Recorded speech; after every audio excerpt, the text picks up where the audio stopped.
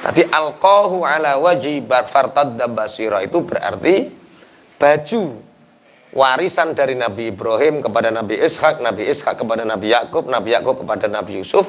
Ini tahu betul ketika diletakkan di wajahnya langsung fartadda basira. Maka Nabi Yakub penglihatannya kembali. Qala alam aqul lakum. Nabi Yakub mengatakan, apakah aku tidak mengatakan kepada kalian, inni a'lamu ma la ta'lamun, sungguh aku mengetahui sesuatu yang tidak kalian ketahui. Kalau dalam beberapa riwayat, apa yang diketahui Yakub ini jauh sebelum diketahui oleh saudara-saudara Yusuf. Jadi Nabi Yakub sedih ketika Nabi Yusuf hilang, sedih. Tapi sedihnya bukan karena kehilangan Yusuf, tapi sedihnya karena takut Nabi Yusuf berganti agama, karena keluar dari rumah dalam keadaan kecil. Satu bukti bahwa qala Qatadah bainama Yakub jalisun yabitul ahzan. Ketika awal-awal Nabi Yusuf meninggalkan rumah, Nabi Yakub ini duduk dalam keadaan bersedih. Kemudian malaikat Jibril turun. Idhabata alaihi Jabrail. Kemudian tiba-tiba malaikat Jibril turun dan mengatakan, innallaha yuqri'uka salam. Sungguh Allah membacakanmu salam. Wa yaqulu laka ibnaka hayyun yurzaku.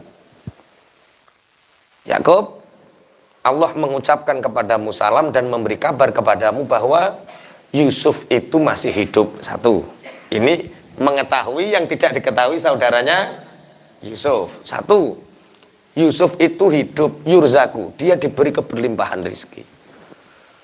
Tambah dikasih tahu waqad sara azizu misra, waqad sara aziza misra. Dan sungguh nanti Yusuf ini akan jadi pemimpin besar tanah Mesir. Loh, ijek cilik bapake wis dikabari. Ijek kurang terima. Malaikat Jibril menyampaikan wahyu. Yang tahu mati dan tidak datanya itu malaikat siapa? Israel. Ini minta rekomendasi Nabi Yakub, harus bertemu Israel langsung. Ini sampean berani nggak kira-kira? Ini minta ketemu sama Nabi Israel. Kok Nabi Israel siapa? Malaikat Israel. Tenan apa ora? Malaikat Jibril itu tugasnya menyampaikan wahyu. Tentang kematian tanyanya prosedural. Prosedur yang membawa catatan mati dan tidak itu siapa? Israel. Makanya Nabi Yakub minta bertemu dengan malaikat Israel. Akhirnya malaikat Israel diperintah oleh Allah untuk berziarah, untuk mengunjungi Yakub. Itu Nabi Yakub ingin bertemu. Fa'adina lahu fazarahu faqala lahu Yakub ya malakal maut. Akhirnya malaikat Israel turun, kemudian Nabi Yakub mengatakan, wahai malakul maut, billahi alaika hal qabatta ruha Yusuf. Demi Allah, aku tanya kepadamu, kowe tahu njabut rohe Nabi Yusuf? Jadi kandhane malaikat Jibril cek kurang tahqiq, karena tidak prosedural. Corongno tidak sesuai tupoksinya, tugas pokok dan fungsi. Ya malaikat Jibril menyampaikan wahyu, kok ngekei kabar nek urung mati, sing ngekei kabar kudu malaikat Israel dhewe. Akhirnya Nabi Yakub meminta kepada Allah untuk malaikat Israel nemui dia. Setelah malaikat Israel menemui dia, malaikat Israel ditanya, hal qabatta ruha Yusuf. Apakah kamu sudah mencabut ruhnya Yusuf? Kemudian faqala la walladzi istafaka bil haqqi nabiyyan ma qabattu ruhahu. Demi Allah yang mengutusmu wahai Yakub, demi Allah aku tidak pernah mencabut nyawa anakmu. Aku tidak pernah mencabut nyawa Nabi Yusuf. Wa huwa hayyun yurzaku. Dan Yusuf itu sungguh diberi keberlimpahan rezeki dan masih hidup. Ditambahi jangan wa qad qaruba al-faraju. Dan masa bertemumu dengan Nabi Yusuf itu sudah dekat. Masya Allah. Ini yang disebut inni a'lamu ma la ta'lamun. Sebenarnya Nabi Yakub itu sudah tahu kabar-kabarnya Nabi Yusuf, itu sudah tahu. Cuma ini adalah ujian antar saudara. Dan ini kosdan ya. Jadi memang inilah Nabi. Jadi Nabi Yakub kenapa ujiannya anak? Ini karena dia yang minta. Dia mengatakan bahwa mbahku Nabi Ibrahim alaihi salam itu disedihkan dengan anaknya Ismail untuk disembelih. Fa'ana ahlu baitin wakalun bina al-bala. Mestinya kalau mbahku saja bisa mendapatkan ujian seperti itu, maka aku siap rumahku ini ditempati bala. Nah, kowe rak ndongonu jauhkan dari bala. Ini minta karena dia tahu semakin besar ujian berarti semakin tinggi derajat di sisi Allah. Semakin kowe diuji, kita diuji, semakin kita akan bikin jaluk diuji. Lah yo mbahku diuji kongkon bleh anake. Aba Abi Ishaq fawudiat asikin ala khalqihi.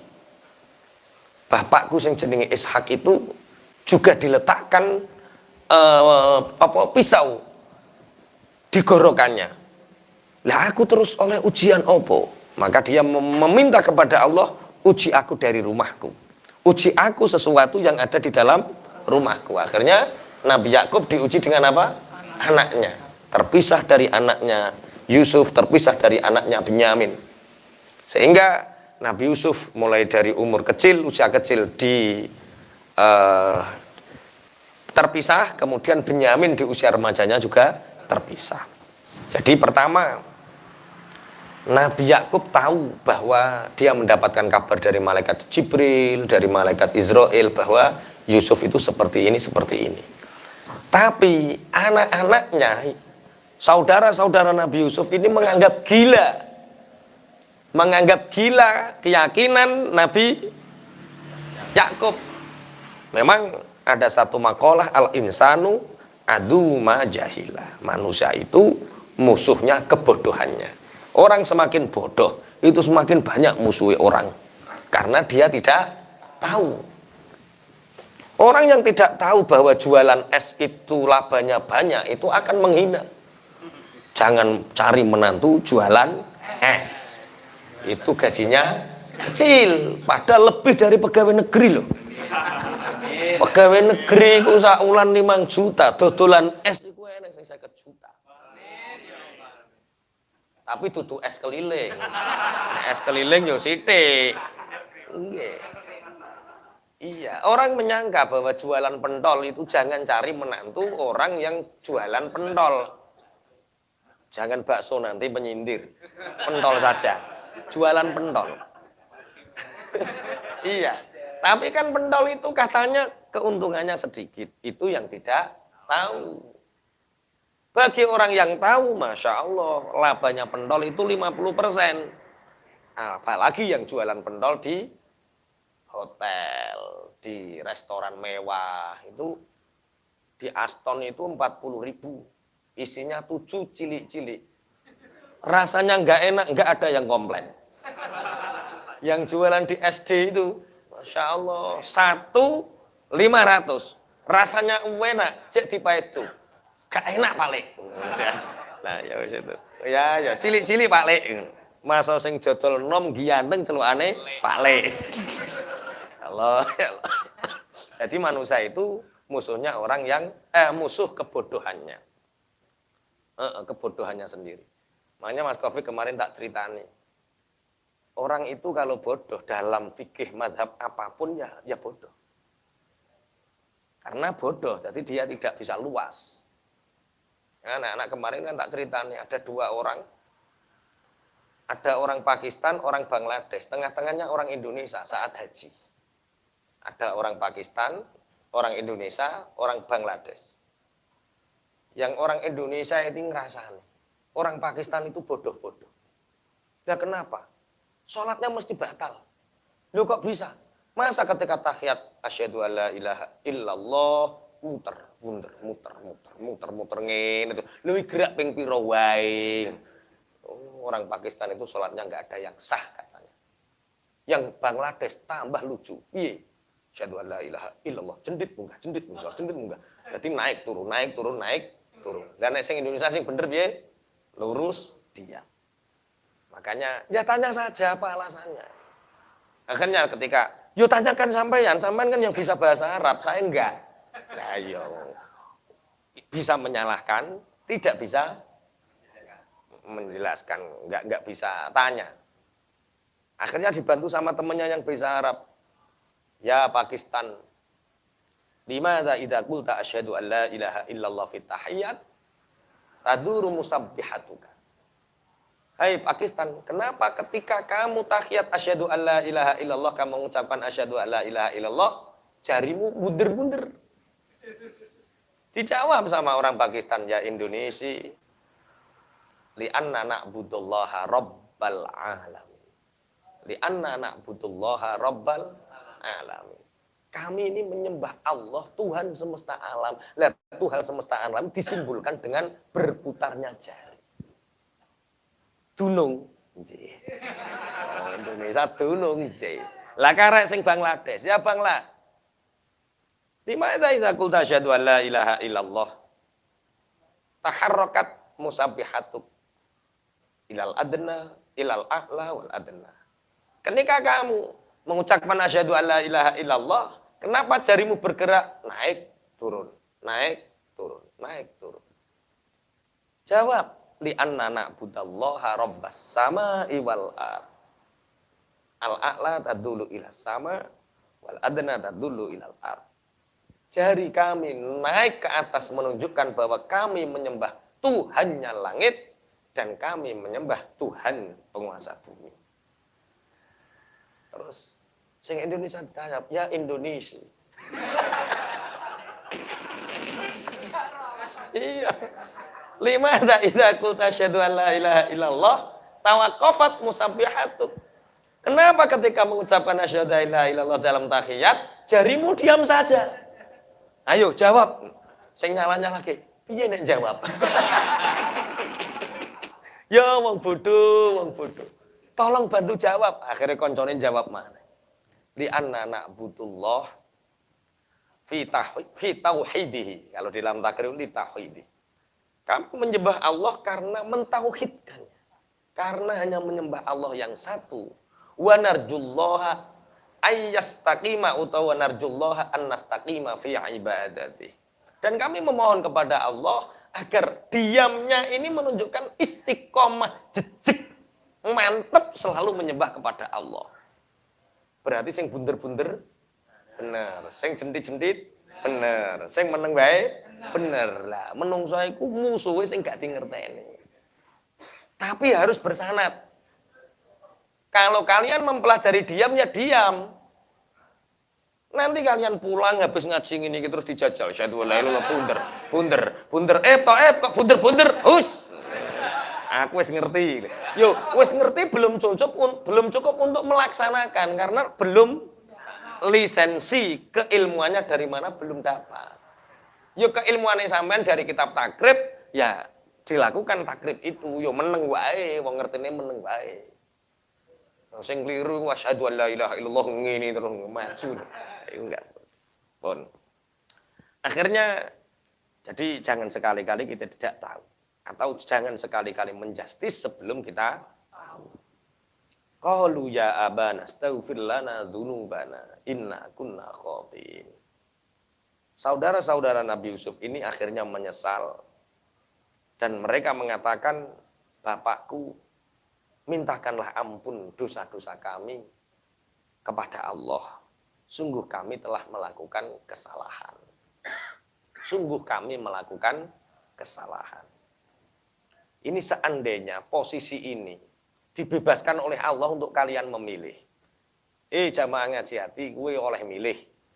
Sampean ingin seperti posisi Yusuf atau ingin posisi Nabi? Bukan. Saudaranya Yusuf. Cara kalian diperbolehkan memilih posisi ini, kalian memilih posisi Yusuf atau saudaranya? Ayo, Cawin, milih nanti Cawin. Yusuf, Cawin. Memilih posisi Yusuf atau saudaranya?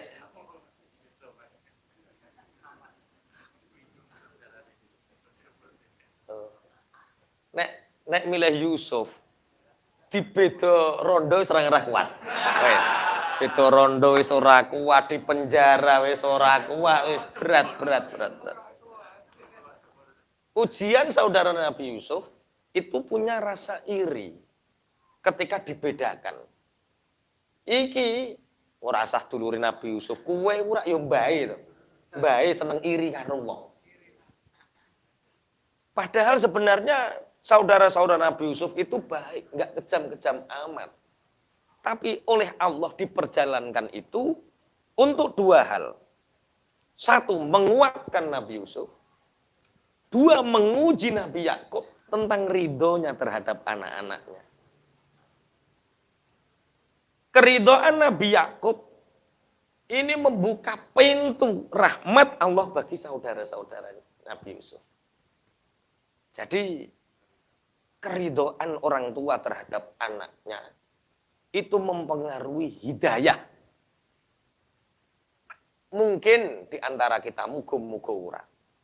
Ada yang diuji anak bahkan melakukan sesuatu hal yang di luar batas misalnya. Mungkin.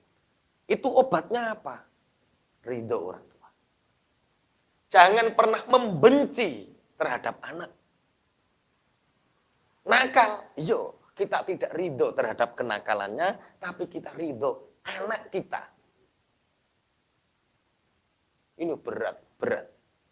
Wong anak nakal kok ora oleh dimarahi. Sereng noleh, tapi nyerengeni kelakuane. Tapi rangkul. Makanya ya abana astaghfir lana dzunubana inna kunna khati'in. Orang tua yang tidak ridho terhadap anaknya itu menghambat rahmatnya Allah. Sehingga anaknya penuh dengan kesulitan. Sehingga anaknya penuh dengan penderitaan. Anaknya penuh dengan ujian. Sebagaimana ujian-ujian yang diterima oleh ikhwatu Yusuf. Tapi ketika bapaknya ridho, ibunya ridho, apa yang terjadi? Allah membukakan pintu rahmat dan mereka hidup makmur. Bahkan dalam satu riwayat ada yang mengatakan ikhwatu Yusuf pada akhirnya juga diangkat menjadi nabi. Jadi yang lalu biarlah berlalu. Terus ngene. Nek kowe njaluk kedudukan kaya Yusuf, ujiane yo akeh. Nomor loro, ujiannya orang baik itu tidak ridho terhadap keburukan orang lain. Sehingga dia terkena penyakit tazkiyatun nafsi. Sehingga dia punya penyakit menganggap dirinya yang paling baik. Dan penyakit seperti itu sulit sembuh. Sampai ahli tahajud, Allah Akbar, ahli tahajud. Nyawang wong ora tahajud, melihat orang yang tidak tahajud, itu dianggap fasik. Ya Allah, nikmati Allah koyo ngene ndang ora gelem tahajud, urip runtang-lantung ya Allah. Mleten. Bakul es jam 8:30 mampir musolat duha. Padahal lagi seminggu roh enggak duha. Astagfirullah. Masya Allah. Ini laknat Allah sebentar lagi turun. Masya Allah. Orang diberi oksigen sebegini banyak nih. Macul. Ya Allah.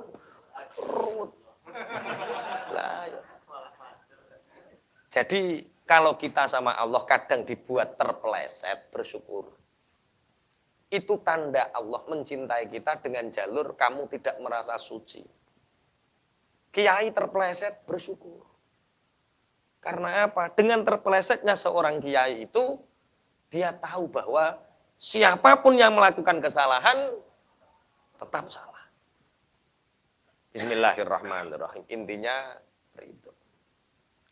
Makanya kula nate ditanggleti tiyang. Umpama kula ndukun. Kawit biyen mesti laris. Umpama aku gelem ndukun. Wong kula saged atraksi ya. Jaman rungono wong atraksi kula iso atraksi, Pak. Boto tumpukan 150 carane mecah kula ngerti, Pak. Cairan apa yang digunakan aku ngerti. Umpama eneng kertas bocah-bocah ngaku-ngaku kul, geni, wuk. Yo ngandel mau tak bodoni. Padahal iku yo ana trik. Oga ana jenenge kapsul kristal ning apotek. Aku biyen nek tuku jenenge kapsul kristal. Mbah saiki cetha ta ora? Apoteker cetha ta ora apoteker? Ora ngerti, iku kimia. Nah, iku lah ya saiki judu karo aku. Umpama biyen tukang apotek ra tak tukoni kuwi. Itu kertas dipitek 3 detik, tik tik tik, dilempar, bek. Walah terbakar. Tapi ngono ki bodoni wong. Dalem lho, wes bodoni wong wis dikandani bodoni wong. Kapan gawe konten?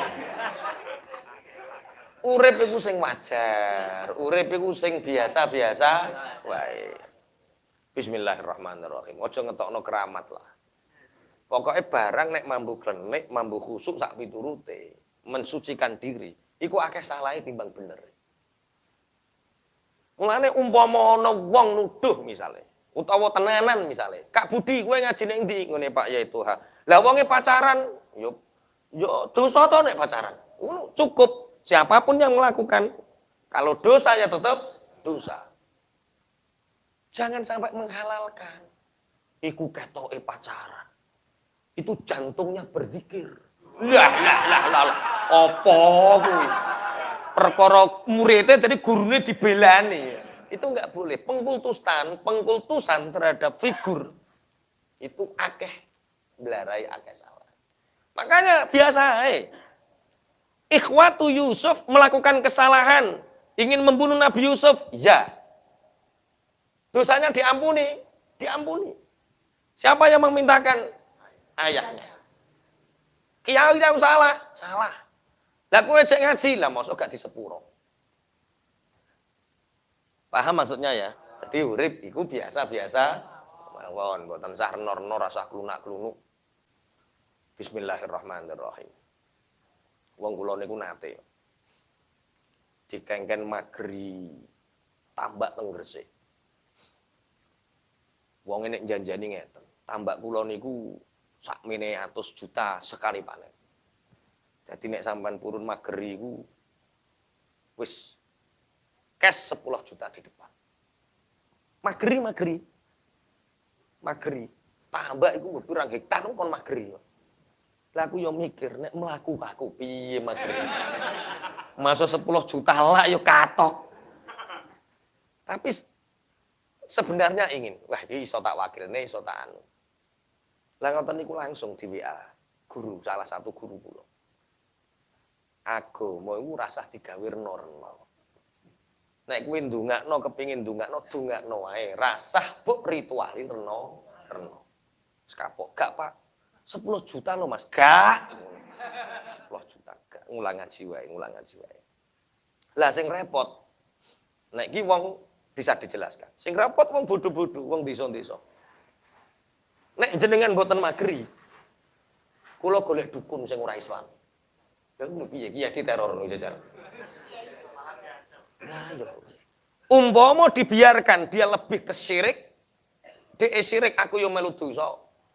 Umpama diterima nek majib yo 50.000. Akidah 50.000 lho, Pak.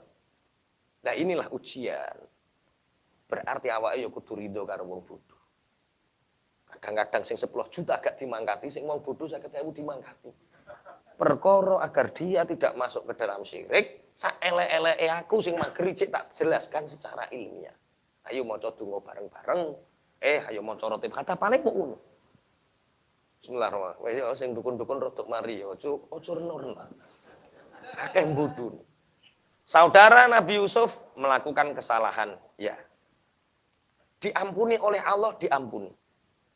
Lewat lantaran siapa diampuni? Dimintakan orang tuanya. Namanya Nabi Yakub.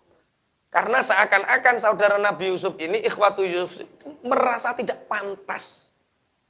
Karena dia tahu bahwa semua perbuatannya itu dikontrol dan diawasi Allah. Tidak pantas. Bapaknya mengatakan, ya nak, kalian semua akan aku mintakan ampun kepada Allah. Tuhanku. Innahu huwal ghafurur rahim. Jangan khawatir, sesungguhnya Allah itu maha mengampuni dan maha belas kasih. Ghafurur rahim ini Satu ayat yang kita meyakini Allah akan mengampuni kita karena kita sangat khilaf, sangat lemah. Bukan karena angas. Ketika diucapkan dalam keadaan angas itu bahasa Indonesia apa Pak Bro? Beda, sombong beda. Angas itu ana ngremehi. Contoh Mas Taib dolan apa ngedoli es. Bareng ngedoli es ana wong ayu tuku. Disawang, terus gak ngaleng-ngaleng sawang, terus ning atine ngene, "Lah gak apa-apa, Gusti Allah Ghafurur Rahim." Jadi setiap melakukan maksiat, ilange Ghafurur Rahim no. Jadi ngene. Cara pikirane Cak Win ngene. Pak Yai ku apian. Wis to tipu gak apa-apa, wis to tipu ae. Gampang tipunane Pak Yai ku gampang ditipu ae. Wonge apian. Lah gak mentalan, wis tipu ae lah. Nipu terus. Lah pikirane, lha iku elek apa? Apik. Elek. Allah iku Ghafurur Rahim. Bener. Terus mbok nggo alasan maksiat. Nah, gampang Gusti Allah Ghafurur Rahim. Mestine ketika kita maksiat, ayate syadidul iqab. Ketika kita bertobat, lagi Ghafurur Rahim. Ini perpaduan antara rojak dengan khauf. Itu pun Nabi Yakub tidak langsung seketika mendoakan. Beliau menunggu hari Jumat. Menunggu hari Jumat di waktu sahur. Karena barang siapa yang berdoa di hari Jumat waktu sahur, maka doanya itu tidak akan pernah tertolak. Jadi kalau kita ingin hajat apapun, hajat dunia, hajat akhirat, kalau ingin berdoa yang mustajab, di waktu sahur hari Jumat. Siapa yang berdoa di waktu sahur hari Jumat, maka doanya tidak akan pernah ditolak. Akhirnya setelah hari Jumat waktu sahur, Nabi Yakub berdoa, Allahumma gfirli jaza'i ala Yusuf. Ya Allah ampuni segala dosaku ya Allah. Karena merasa gelisah dengan kepergian Yusuf. Wakillah tisobari anhu. Ya Allah ampuni aku ya Allah. Dari sedikitnya sabar kehilangan Yusuf. Wa'firli auladi. Dan ampunilah anak-anakku ya Allah. Ampuni anak-anakku. Ma'atau ilayya wa ila akhihim Yusuf. Ampuni anak-anakku ya Rabb. Selagi mereka mendatangkan Yusuf kepadaku dan saudaranya. Akhirnya dengan doa ini diterima. Doanya diterima sehingga saudara-saudara Nabi Yusuf ini bertobat. Artinya menjadi orang-orang yang baik. Maka ketika keluarga Nabi Yakub masuk ke Mesir, ke Yusuf, maka Yusuf mendekatkan diri kepada bapak ibunya. Kemudian Nabi Yusuf mengatakan, udkhulu Misra insyaallahu aminin. Masuklah kalian ke negara Mesir, insyaallah kalian dalam keadaan aman. Jadi Wahab bin Munabbih mengatakan, ketika Nabi Yakub masuk ke Mesir, kana ma'ahu min auladihi wa auladi ithnani wa sab'una insanan rajulan. Jadi Nabi Yakub ini rombongan dengan cucunya, dengan anak-anaknya, laki-laki dan perempuan itu jumlahnya 72 laki-laki dan perempuan. Jadi pertama kali Bani Israel masuk ke Mesir itu sejumlah 72 orang laki-laki dan perempuan, anak-anak laki-laki dan perempuan. Itu jumlahnya hanya 72. Tapi Bani Israel di Mesir ini terus berkembang. Berkembang terus sampai ketika Nabi Musa pergi meninggalkan Mesir, kana ma'ahu min ta'ifati Bani Israila sittu mi'ati alfin wa khamsati mi'atin wa sab'atin wa sab'una rajulan ghairun nisa. Sejumlah 6.577. 6 boten anu nggih. Sittu mi'ati alfin 600.000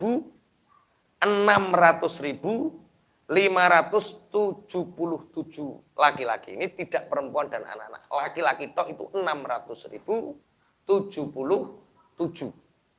ketika Nabi Musa. Jadi awal kedatangan 72 menjadi 600.577. Ini padahal hanya laki-laki, tidak perempuan. Ketika Nabi Yusuf lapor kepada Raja Royan, wahai baginda raja, aku mengundang keluargaku untuk ke sini. Raja Royan mengatakan, apakah diizinkan masuk? Raja Royan mengatakan, apa yang tidak aku izin untukmu, wahai Yusuf? Engkau menyelamatkan negara Mesir dari paceklik. Engkau membangun Mesir ini dengan cepat. Engkau adalah orang yang baik. Tentunya keluargamu adalah keluarga yang baik. Akhirnya 72 orang ini disambut.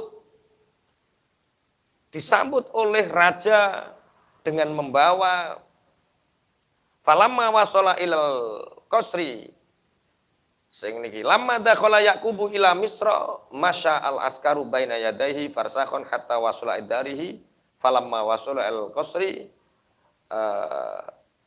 wa dakhala rafa Yusuf abawahi ay abawa khalah wa lamma kanat ukhtu ummuhu laha alaihi tarbiyatun wa sumiyat ummuhu li ajal dzalika rafa ala saririh. Jadi Royan ini raja Mesir memerintahkan untuk jangan biarkan mereka masuk sendirian. Muliakan keluarga Nabi Yusuf. Dibawa 400 pasukan perang. Kemudian sebelum masuk Mesir, Nabi Yusuf ini diberikan khaimah. Khaimah itu bahasa Indonesia kemah. Jadi kemah itu dari bahasa Arab khaimah. Khaimah angel moco. Khaimah jadi apa? Kemah. Sirwalun jadi swal. Wis kuwambang. Bismillahirrahmanirrahim. Akhirnya dipasangkan khaimah. Nabi Yusuf turun, Raja Royan turun, kemudian Nabi Yakub juga turun. Ada yang meriwayatkan bahwa sembuhnya mata Yakub ya ketika di khaimah ini, ketika di perkemahan Nabi Yakub ini. Kalau Rasulullah di Badar itu punya namanya Aris. Aris itu ya kemah yang sekarang disebut Masjid Aris. Semoga kalian kita semua bisa berziarah ke sana. Allahumma amin. Aris. Jadi Masjid Abu Bakar itu dulu rumahnya Abu Bakar. Kalau masjidnya Umar berarti orang kok Umar gawe masjid, bukan, itu rumah Umar yang diabadikan menjadi masjid. Bismillahirrahmanirrahim. Akhirnya di perkemahan inilah Nabi Yakub merangkul Nabi Yusuf, saling menangis. Mereka berdekatan melepaskan rindu dan mengatakan udkhulu Misra insyaallahu aminin. Kalian masuklah ke Mesir, insyaallah kalian akan dalam keadaan aman. Tapi bolak-balik yang ngono. Malaikat Jibril itu kayak informasi. Kalau waktu bertemu, saatnya berpisah. Kalau kita dipisahkan, itu menunggu pertemuan. Tapi kalau sudah pertemuan, berarti saatnya dipisahkan. Wis ayam-ayam ngono, malaikat Jibril mudun. Ya Yakub, qad ilaika arwahu abaika. Yakub, engkau telah melepas rindu kepada anakmu Nabi Yakub. Bapak-bapakmu, mbahmu Nabi Ismail, Nabi Ishak, Nabi Ibrahim juga merindukan untuk bertemu denganmu. Iku cara sampean ditekani malaikat Jibril terus muni ngono dek apa ora? Seneng. Seneng. Yo namanya pertemuan pasti sebentar lagi ada perpisahan. Kalau berpisah diharapkan ada pertemuan. Ziarah itu penting. Ziarah itu penting menurut saya. Sampai nggak percaya nggak apa-apa. Ziarah itu penting karena dari ziarah ini kita belajar sejarah. Anak kita yang kita ajak ziarah akan bertanya, "Bapak ini siapa?" "Oh, ini anu lagi. Bapak dadi mbahmu." Mbahku iku piye? Nah, cerita. Menceritakan kebaikan orang tua kepada anak-anaknya itu pentingnya ziarah. Anaknya sampean diajak neng Mbah Bonang, pasti bertanya, ini siapa? Sampean saat itu menjelaskan, ini Sunan Bonang. Sunan Bonang ini sapa bapak? Wis to rene engko sugih sampean. Iki kacau iki perkara ana wong sing model ngene iki. Makanya tujuan ziarah itu ya belajar agar kita bisa menceritakan ke anak cucu kita. Oh, Mbah Bonang itu Mbah Yai namanya Makhdum Ibrahim. Beliau itu anaknya Sunan Ampel. Sunan Ampel itu anaknya Syekh Asmoro Konti, Ibrahim Asmoro. Siapa Syekh Ibrahim Asmoro Konti? Beliau itu dai yang diutus oleh kekhalifahan Turki Utsmani untuk datang ke tanah Jawa ini mengajak dakwah. Jadi kita Islam itu sebab mereka-mereka ini. Tiru mereka, jadi pejuang, ngono, itu ziarah. Jangan sampai kita ki sapa Pak Mbah Asmoro Konti. Lah kok ziarah ning kene, Pak? Selaris ki ning kene le. Iku kacau iku. Itu tidak alah. Iku tambah madharat umpama ziarah kaya ngono madharat. Wong bapak telat ping pisan wae sepi kok. Wah, iki madharat. Kalau seperti itu caranya apa? Madharat. Enggak boleh. Harus dijelaskan. Ziarah. Nabi Yakub matur sama Nabi Yusuf. Nah, bapak-bapakku yo kangen karo aku tak ziarah. Saya kemanapun ziarah. Kemarin sama Mas Kofik, lah yo Pak Yai kok ning Bali barang ki lha opo kok ndelok wong utuh-utuh. Kuwi utekmu VKT. Wong ndelok wong utuh utekmu. Uteke kiai yo ziarah. Kok aneh. Masya Allah, astagfirullah. Jadi akhirnya kita ziarah di makomnya Siti Khotijah. Siti Khotijah itu nama aslinya Gusti Ayu Maderai. Gusti Ayu Maderai itu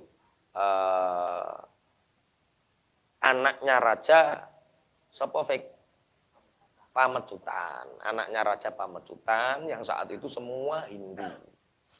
Kemudian Made Ayu Maderai ini sakit kuning nggak sembuh-sembuh, diobatkan kemana-mana nggak sembuh-sembuh.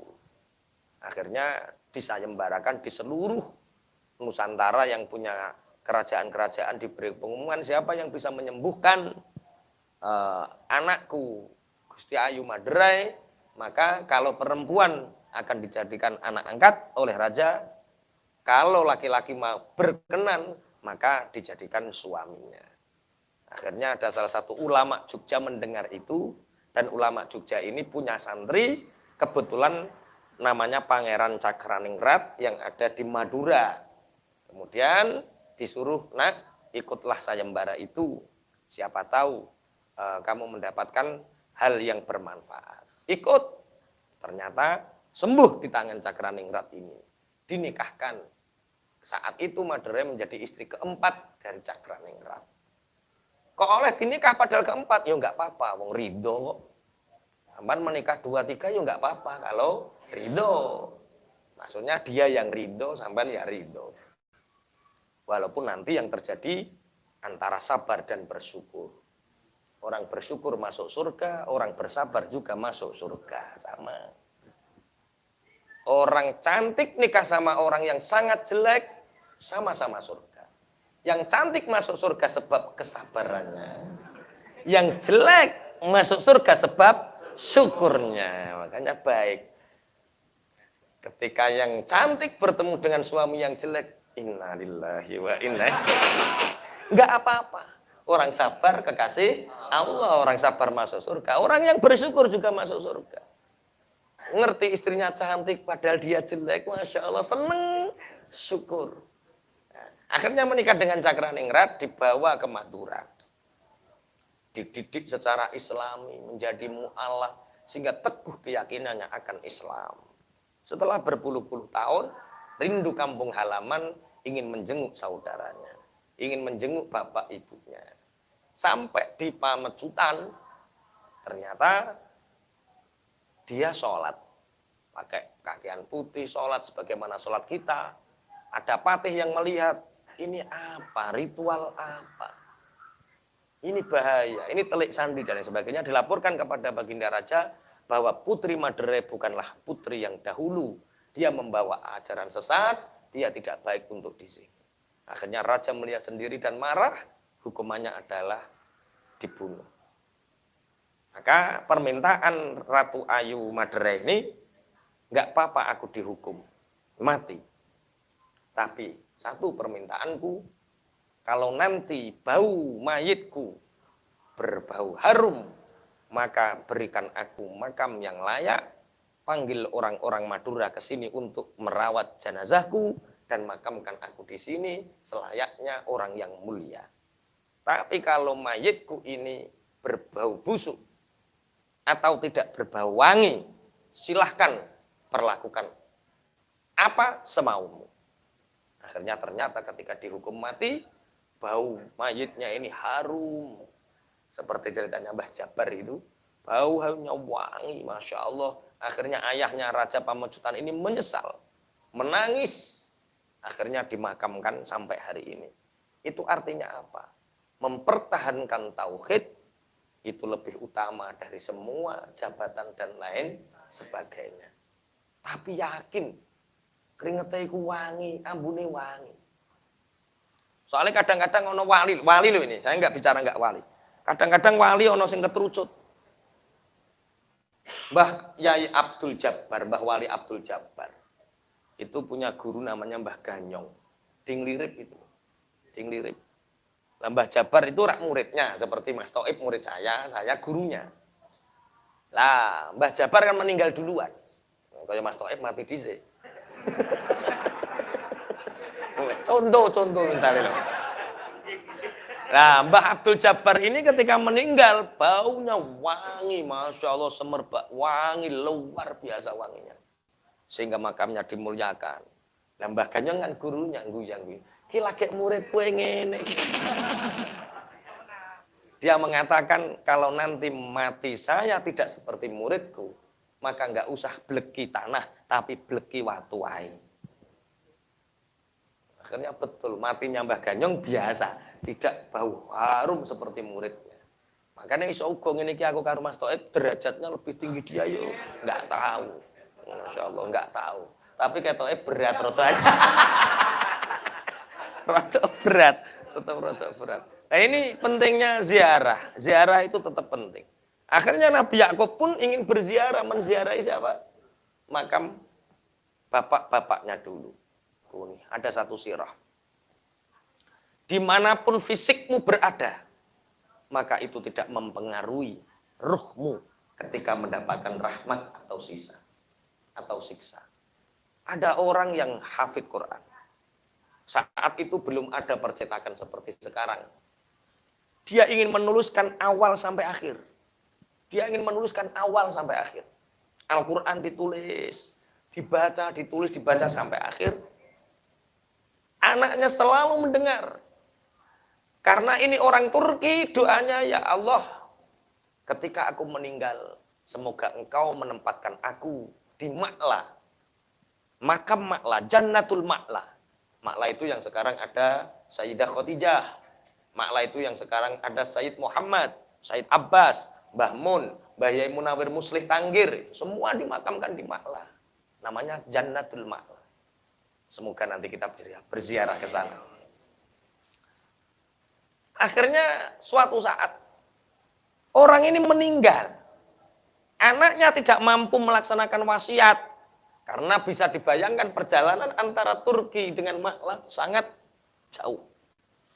Akhirnya setelah sekian puluh tahun berlalu, anaknya ini berangkat haji. Dia melihat pasar, dulu di Mekah itu ada pasar Seng, ada pasar ini dilihat. Ada orang menjual Quran yang ini persis dengan tulisan bapaknya. Ini persis dengan tulisan bapaknya. Dilihat, betul ini tulisan bapaknya. Padahal anak ini tahu bahwa bapaknya itu meninggal dan Al-Quran itu dikuburkan bersamanya. Ini kok ada di Mekah. Akhirnya anaknya ini bertanya, dari mana bapak ini mendapatkan Al-Quran ini? Al-Qurannya tak beli, tapi tolong kasih tahu dari mana bapak mendapatkan ini. Oh, saya mendapatkan ini dari penggali kubur si Fulan namanya. Akhirnya ditemulah si Fulan ini, pekerjaanku adalah menggali kubur. Suatu saat aku menggali kubur di Makla, dan aku menemukan orang yang jasadnya sampai sekarang utuh mendekap Al-Quran ini. Maka aku tidak bisa mengharapkan yang lain, Al-Qurannya aku jual. Kamu mau uang berapa? Tunjukkan aku di mana makamnya. Akhirnya makamnya ini di opo nek bahasa Indonesia nih, diduduk leru. Dibongkar makamnya, dibongkar, dilihat betul. Ternyata jasad ini adalah jasad ayahnya. Insya Allah. Artinya Allah itu memberi apa yang kita inginkan. Kalau kita kembali ingin ziarah, ketemunya makam, bukan orang belondeng. Kalau kita ke Mekah inginnya pelacur, dapatnya pelacur. Ada dua sahabat, yang satu, Mekah itu aneh. Kenapa? Bukan Mekah. Arab Saudi itu aneh. Kenapa? Ternyata di Arab Saudi banyak pelacur. Yang satunya, saya ke Amerika itu tidak menemukan kecuali orang yang beribadah kepada Allah. Di sana ahlinya orang berzikir, orang Amerika. Enggak ada orang mabuk, enggak. Enggak ada orang berzina, tidak. Saya enggak menemukannya.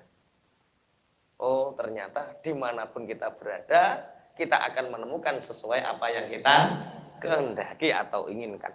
Orang ini ingin dimakamkan di Makla, tapi meninggal dimakamkan di Turki, tetap jasadnya, Al-Qur'annya sampai ke Makla.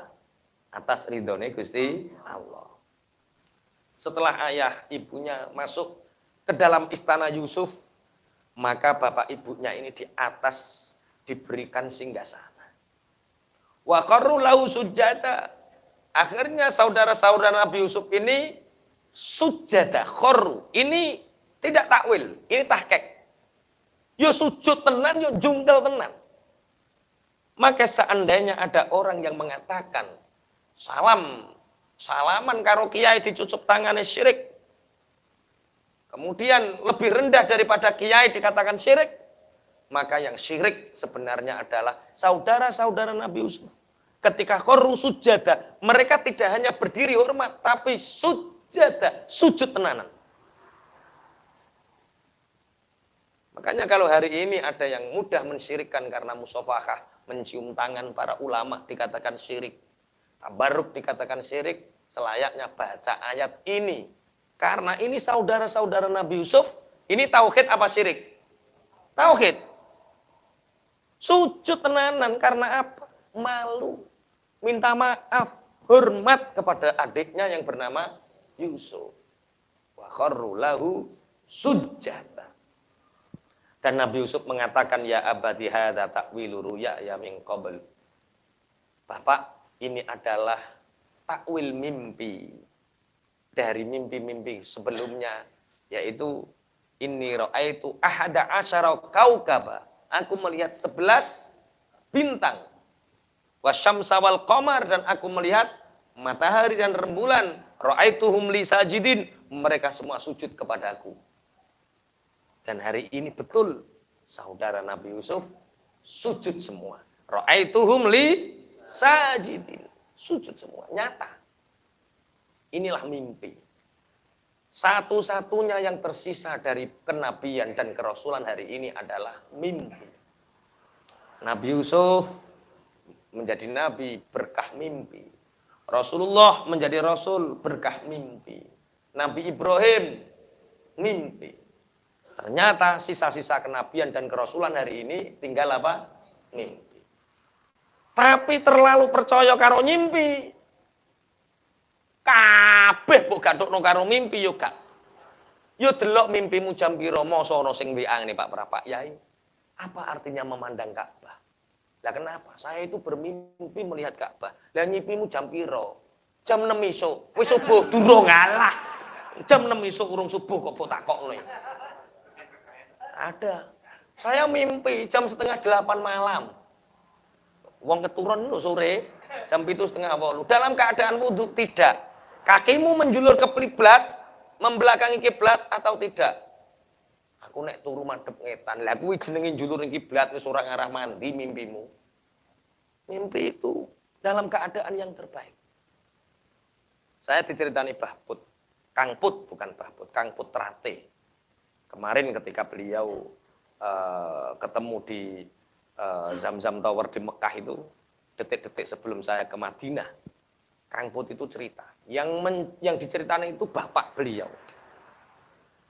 Ketika niku Kang Put usia SMP cerita, Put, aku di bengi ku nyipi, Kanjeng Nabi rawuh ning dalem kene. Kanjeng Nabi rawuh ning dalem kene. Mimpi itu apa artinya? Apa maksudnya? Wong Kang Put ijek usia SMP. Ternyata Kang Put menikah, punya anak perempuan, kemudian nikah sama salah satu cucu Rasulullah, yaitu Segap Alatas. Ketika dilamar itu nangis karena apa? Ini takwil mimpi yang dulu diceritakan Bapak bahwa salah satu cucu Rasulullah berada di rumah ini. Masya Allah. Kemudian beliau juga menceritakan tentang mimpi Ka'bah ada di dalam rumahnya. Ternyata saiki aku iso haji. Padahal sing mimpi bapak ini. Nah, karena beliau ingin bertemu dengan Said Ahmad bin Muhammad Alawi Al-Maliki, Segap pesen nemui Mbah Toha engko ora gampang. Bareng nemui aku iku pas, nemui kula niku pas 1 jam sebelum saya ke Madinah. Terus bagaimana? Mumpun sudah sampai sini dan saya mau naik bis Kang Put. Tapi kalau Allah mentakdirkan pertemuan itu akan bertemu, nggak usah risau, nggak usah khawatir. Ternyata ada ketukan suara pintu. Assalamualaikum. Waalaikumsalam. Suara Kiai Marzuki. Kiai Marzuki itu khodimnya Said Ahmad mulai kecil sampai hari ini. Masih sudah punya istri, anaknya banyak, masih khidmah. Alhamdulillah, Masya Allah, Allah mengirimkan panjenengan Kiai. Ini Kang Put ingin bertemu dengan Sayyid Ahmad. Dan saya mau ke Madinah, saya tak naik bis, saya titipkan Kang Put. Alhamdulillah, jam 12:30 siang pertemuan kula niku 12:30, jam 12:30 siang sudah ketemu. Alhamdulillah. Jadi mimpi itu yakini. Kalau waktunya tepat. Kalau ikhtiar kita sesuai. Jangan pernah percaya mimpi kalau tidak mengikhtiarkannya. Makanya ciri Pak Pra, kita boleh bermimpi sesuatu yang tidak mungkin, tapi cara meraihnya harus mungkin.